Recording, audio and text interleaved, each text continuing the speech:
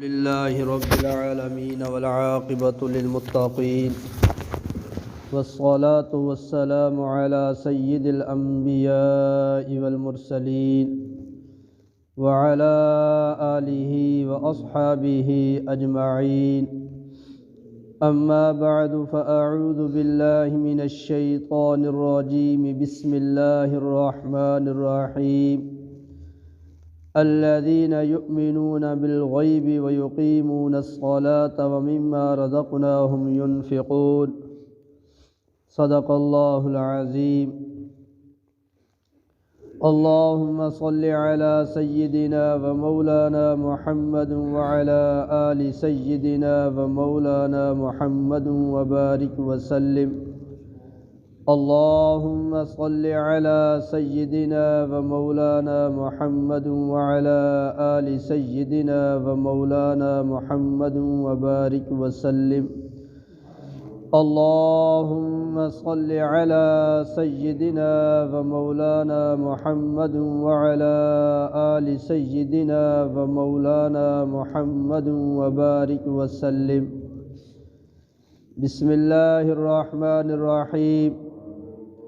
الذین پرہیزگار وہ لوگ ہیں، یؤمنون جو ایمان لاتے ہیں، بالغیب بن دیکھے، ویقیمون اور وہ قائم کرتے ہیں، الصلاۃ نماز کو، ومما اور اس چیز سے رزقناہم جو ہم نے ان کو رزق دیا ہے، ينفقون خرچ کرتے ہیں.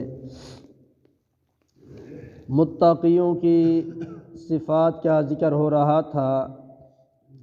اس آیت شریفہ میں پرہیزگاروں کی، متقیوں کی 3 صفتوں کا ذکر کیا گیا ہے. پہلی صفت بن دیکھے ایمان لانا، دوسری صفت نماز قائم کرنا، تیسری صفت اللہ کے دیے ہوئے رزق میں سے خرچ کرنا. تو پہلی صفت ایمان کے بارے میں بات چل رہی تھی. فرمایا ایمان بہت قیمتی ہے، اتنی جان قیمتی نہیں، مال قیمتی نہیں، اولاد قیمتی نہیں، جتنا ایمان قیمتی ہے. ایمان کے لیے تو سب قربانیاں دینی چاہیے. ایمان کے لیے دوسرے نقصان برداشت ہو سکتے ہیں، لیکن مال کے لیے، اولاد کے لیے ایمان کو قربان نہیں کرنا چاہیے، کیونکہ ایمان ایسی دولت ہے، ایسی نعمت ہے جو دنیا کے اندر بھی انسان کو عزت عطا فرماتی ہے اور آخرت میں بھی انسان کی نجات کا ذریعہ بنے گی. یہ بہت بڑی نعمت ہے. تو ہم وہ اسباب بیان کر رہے تھے جن اسباب کی وجہ سے انسان کا خاتمہ بالخیر نہیں ہوتا. خطرہ ہوتا ہے کہ کہیں برا خاتمہ نہ ہو جائے. ان میں ایک سبب تو یہ بیان کیا تھا کہ اگر کسی کا عقیدہ برا ہے، صحیح عقیدہ نہیں ہے، تو پھر خطرہ ہے کہ جو خاتمہ ہے وہ بالخیر نہیں ہوگا، وہ سوء خاتمہ یعنی برا خاتمہ ہوگا. اور دوسرا سبب یہ بیان کیا تھا کہ گناہ کرنا، گناہ پہ اصرار کرنا، گناہ والی زندگی گزارنا، گناہ کی لذت اٹھانا، یہ ایسے اسباب ہیں کہ خطرہ ہے کہیں خاتمہ بالخیر نہ ہو بلکہ برا خاتمہ ہو جائے. اور آج تیسرا سبب مختصر عرض کرتے ہیں، وہ ہے دنیا. جب بندہ دنیا کے لالچ میں، دنیا کی حرص میں، دنیا کی طمع میں، دنیا کی محبت میں گرفتار ہو جائے تو پھر خطرہ ہے کہ ایسا دنیا کی گہرائی میں نہ چلا جائے کہیں خاتمہ بالخیر سے محروم نہ ہو جائے. اور یہ دنیا بھی انسان کے لیے امتحان ہے. اللہ نے انسان کی کامیابی کے لیے اپنا پیارا دین عطا فرمایا ہے، اور انسان کی آزمائش کے لیے اللہ نے ساتھ دنیا لگا دی ہے. اب اللہ تعالیٰ دیکھنا چاہتے ہیں میرا بندہ دنیا کے پیچھے چلتا ہے یا میرے دین کے پیچھے چلتا ہے. اگر ہم دین کے اوپر چلیں گے، دین والی زندگی گزاریں گے، یقیناً ہم صحیح راستے پہ چل رہے ہیں۔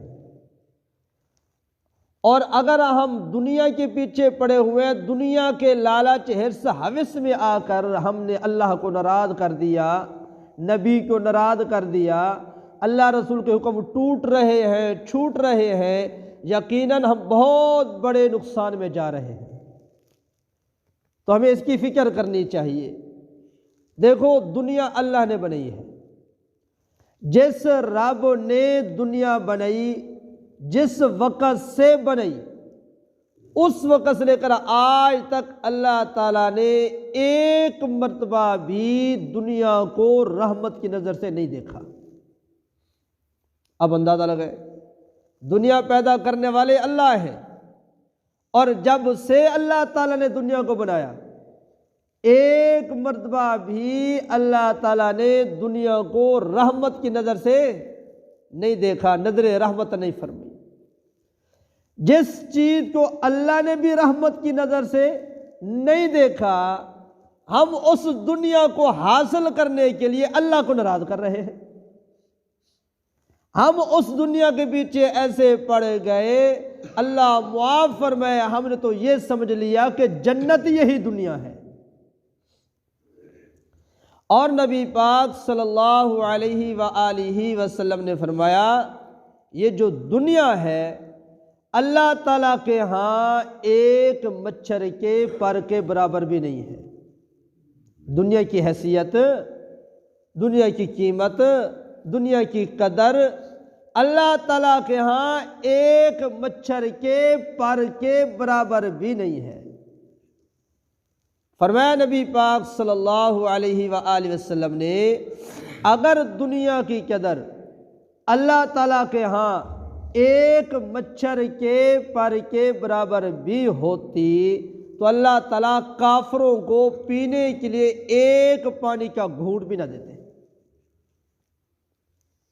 اگر اللہ کے ہاں دنیا کی کوئی اہمیت ہوتی تو اللہ کافروں کو پینے کے لیے پانی کے گھونٹ بھی نہ دیتے، لیکن کافر مزے کر رہے ہیں، اللہ نے ان کو فراوانی دی ہوئی ہے۔ کیوں؟ یہی دنیا جو ہے کافروں کے لیے جنت ہے اور ایمان والوں کے لیے قید خانہ ہے۔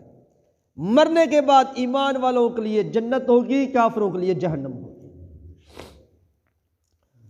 تو یہ دنیا جو ہے، اگر کوئی اس دنیا کی دلدل میں پھنس گیا، دنیا کی محبت میں گرفتار ہو گیا، تو پھر ڈر لگتا ہے کہیں دنیا کی محبت میں ایسا نہ ڈوب جائے کہ ایمان سے ہاتھ دھو بیٹھے اور بغیر ایمان کے دنیا سے چلا جائے۔ لوگ کہتے ہیں جی ہم تو بڑے پکے ہیں، ہم نہیں ڈوبتے، ہم ڈاواڈول نہیں ہوتے، لیکن اس دنیا نے تو بڑوں بڑوں کو گھما کے رکھ دیا ہے۔ بڑے بڑے دعوے دار جو تھے، دنیا نے ایسا ان کو لالچ میں پھنسایا کہ سالوں کے سجدے برباد کر کے ان کو جہنم میں پھر ڈلوا دیا۔ یہ ایسی لالچی دنیا ہے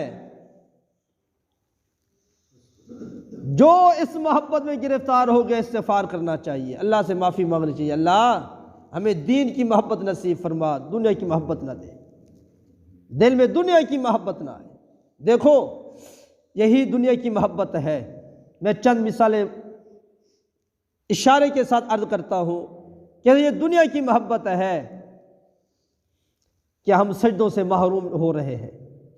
یہی دنیا کی محبت ہے، آج سودی کاروبار پہ مجبور ہیں۔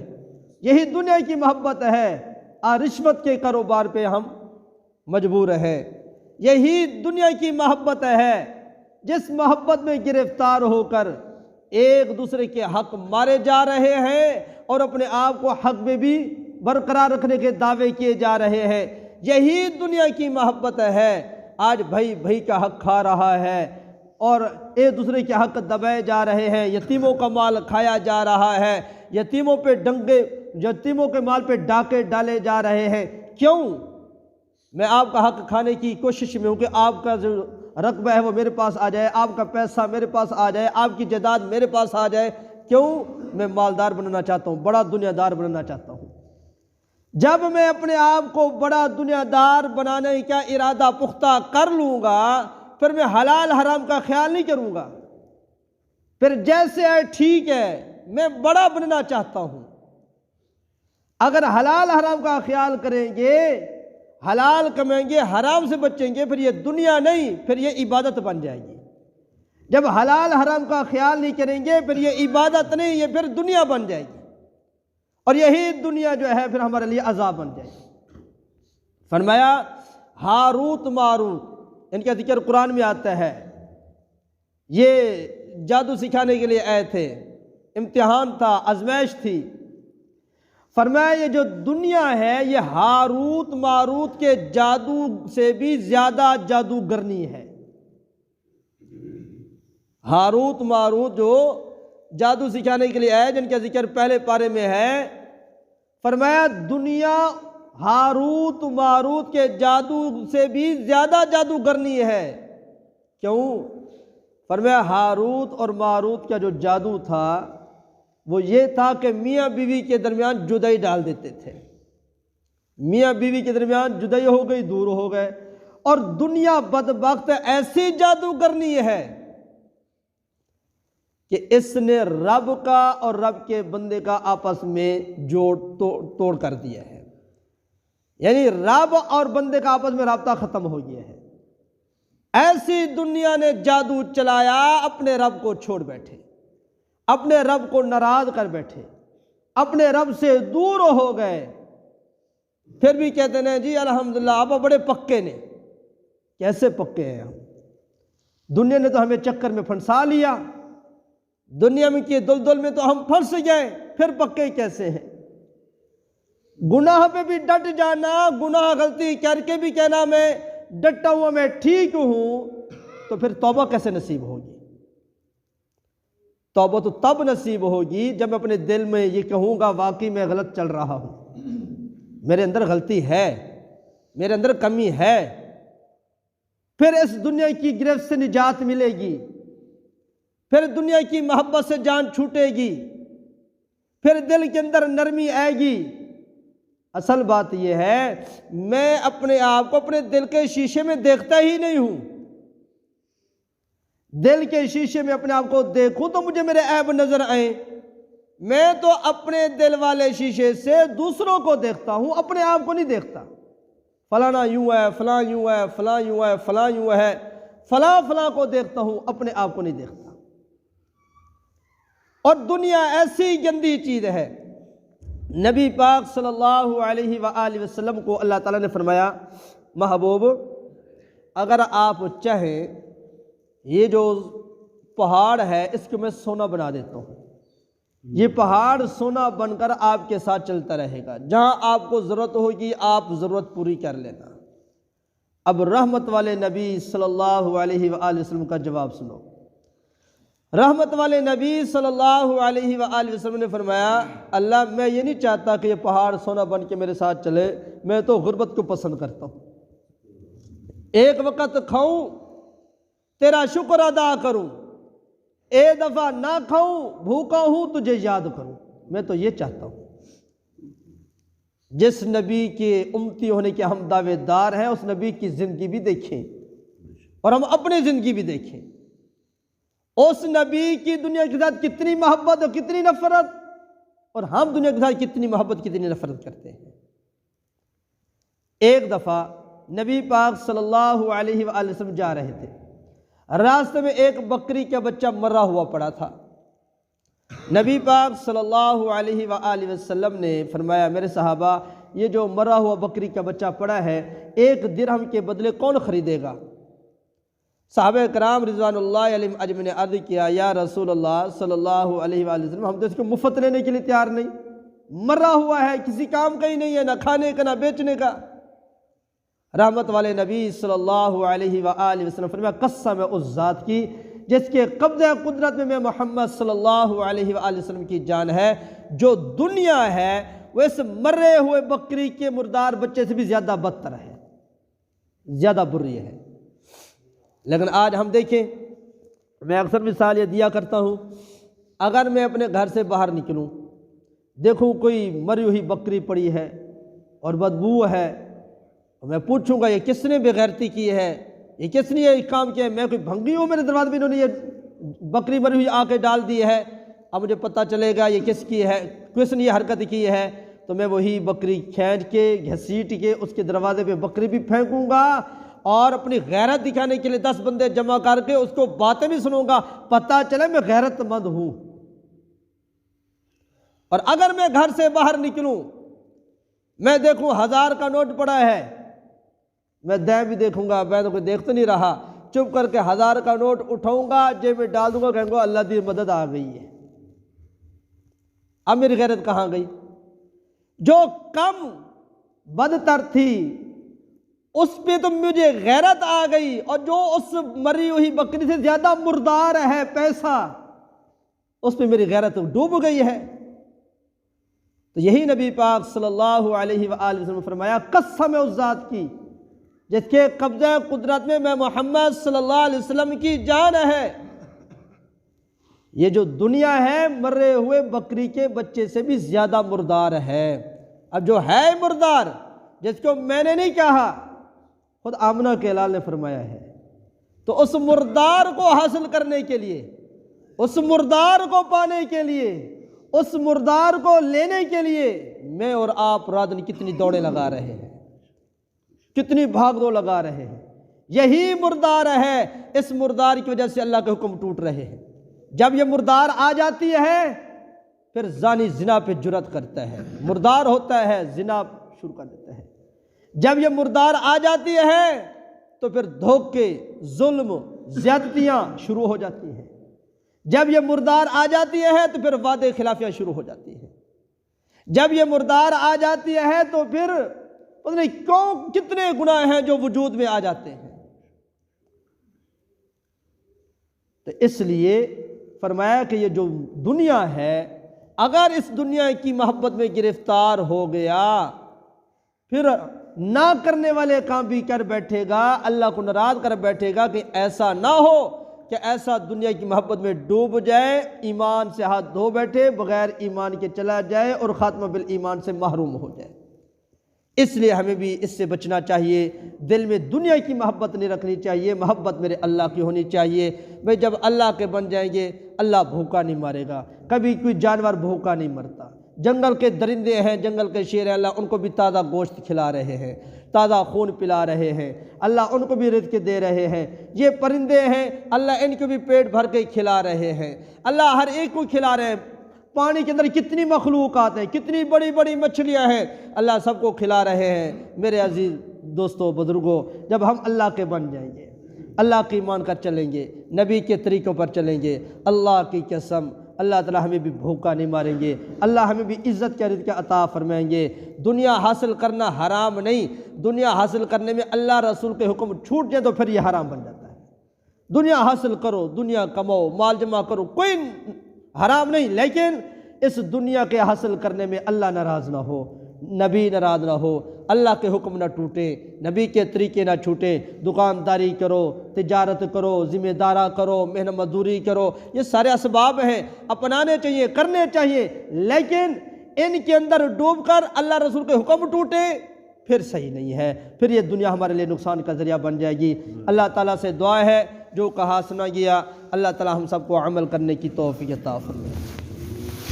اللہم صلی علی سیدنا و مولانا محمد وعلی آل سیدنا و مولانا محمد وبارک وسلم۔ ربنا آتنا فی الدنیا حسنۃ وفی الآخرۃ حسنۃ وقنا عذاب النار۔ ربنا فاغفر لنا ذنوبنا وکفر عنا سیئاتنا وتوفنا مع الابرار۔ اے اللہ، جو کہا سنا گیا ہم سب کو اخلاص کے ساتھ عمل کرنے کی توفیق عطا فرماؤ۔ درس قرآن کا نور ہمیں نصیب فرماؤ، درس قرآن کی برکت سے تمام بیماروں کو شفا نصیب فرماؤ۔ درس قرآن کی برکت سے اے میرے اللہ، جتنے کلمہ پڑھنے والے قبر کے مہمان بن گئے، سب کی قبروں کو روشن فرماؤ، سب کی مغفرت فرما کے درجات بلند فرماؤ۔ بے اولادوں کو نیک صالح اولاد عطا فرماؤ، جن کو اولاد عطا کہ ان کو ماں باپ کا فرما بردار بناؤ۔ ہمارے پتھر دلوں کو نرم فرماؤ، سیاہ دلوں کو روشن فرماؤ۔ آپس میں محبت نصیب فرماؤ، نفرت ختم فرماؤ، پوری امت مسلمہ کو ایک کر دو، نیک کر دو۔